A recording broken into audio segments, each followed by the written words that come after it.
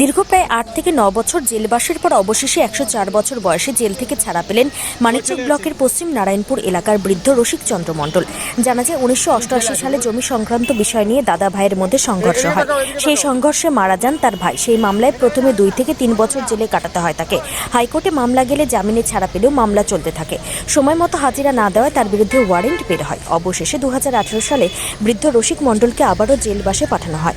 মামলা যায় সুপ্রিম কোর্টে। তারপর থেকে তিনি টানা প্রায় ৬ বছর জেলে থাকার পর অবশেষে সুপ্রিম কোর্টের রায়ে মঙ্গলবার ছাড়া পান। দীর্ঘ কয়েক বছর পর শেষ জীবনে ১০৪ বছর বয়সে জেল থেকে মুক্তি পান রসিক চন্দ্র মণ্ডল। আর তার জেল মুক্তিতে খুশি তার পরিবার থেকে গ্রাম সহ আত্মীয় স্বজনরা। জেলা সহ জেলার বাইরে থেকে সমস্ত আত্মীয় স্বজনরা তাকে দেখতে গ্রামে ছুটে আসেন। মনে নাই এখন আপনার বয়স কত মনে আছে? ১০৮ বছর বয়স। আর হচ্ছে আপনার এখন কেমন লাগছে? বাড়ি গিয়ে কি করবেন?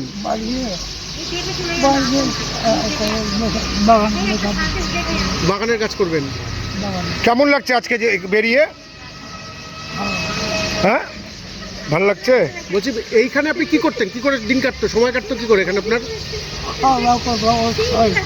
ব্যায়াম ট্যাম করতেন? ঝুলতেন?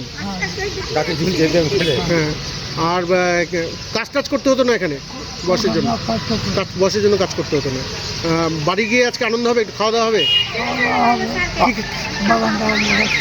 বাগান টাগান দেখাশোনা হবে? আপনাকে বাগান আছে? আপনাকে কে নিতে এসেছিল?